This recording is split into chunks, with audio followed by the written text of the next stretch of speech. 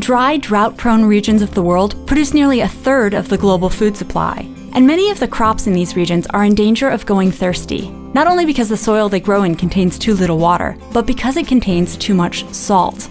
Salt is a natural part of soils everywhere. It forms from minerals weathered out of rock. But in wet climates, most of it gets dissolved by percolating rain and carried down to the groundwater below. In dry climates, on the other hand, percolating rainwater rarely makes it that far. Most of it gets soaked up by the deep roots of native plants, causing its salts to precipitate out and gradually accumulate in the soil below. This salty layer isn't a problem as long as both the plants and the water table stay where they are. But when native vegetation gets swapped out for shallow-rooted crops, more rainwater makes it all the way down to the groundwater, causing the water table to rise. On its way up, it dissolves the salt deposit, bringing salty water to crops' roots. And here's where the hydration problem comes in. Individual molecules of salt are a lot bigger than molecules of water, so they get stuck in narrow junctures in plants' plumbing and cut off their water supply.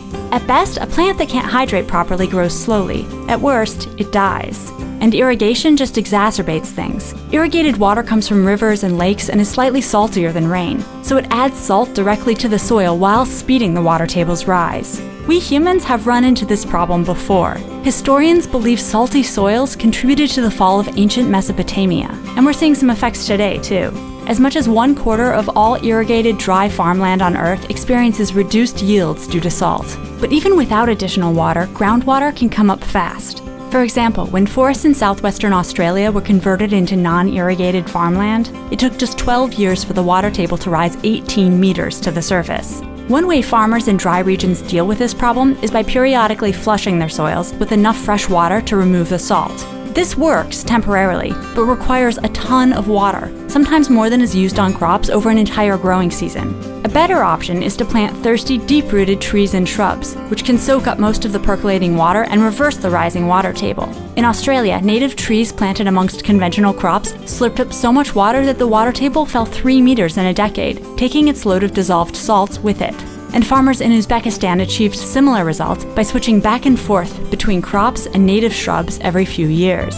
But regardless of whether we alternate them spatially or temporally, we will most likely need to rely on drought-adapted native plants to help preserve the large swaths of dry, increasingly salty farmland that produce a third of the world's food. Because in this case, if we salt our food before we taste it, we might not get to taste it at all.